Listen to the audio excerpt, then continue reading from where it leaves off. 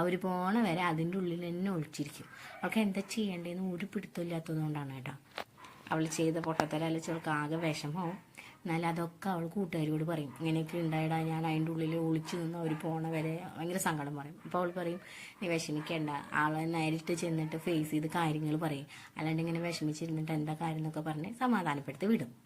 പിന്നെ കാണിക്കുന്നത് അവൾ ഉറങ്ങുമ്പോൾ അവൾ കാണുന്നൊരു സ്വപ്നമാണ്.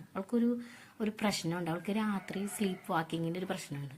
അപ്പം ഇങ്ങനെ അവൾ സ്വപ്നത്തിൽ മരുന്നുകൾ വീഴുന്നതാണ്, ഒരാൾ വയ്യാണ്ട് കിടക്കുകയാണ്, പിന്നെ ഒരു ഇരുട്ടുമുറി കൂടെ അവളുടെ ഇരുട്ടുമുറി കൂടെ മോനോടി പോണതാണ്.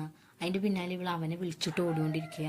അങ്ങനെ ഈ ഓടണത് സ്വപ്നത്തിലാണെങ്കിലും അവളും ഉറക്കത്തിൽ എണിച്ചിട്ട് നടക്കണ പോലെയാണ്.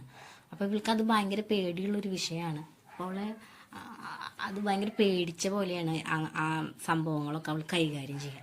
അങ്ങനെ അവൾ പേടിച്ചിട്ട് ഉറക്കത്തുനിന്ന് ഉണർന്ന് എണീക്കുകയും കുറേ നേരം ഇരുന്ന് കരയുകയൊക്കെ ചെയ്യും ഇതിനെ പറ്റിയിട്ട് ആലോചിച്ചിട്ട്.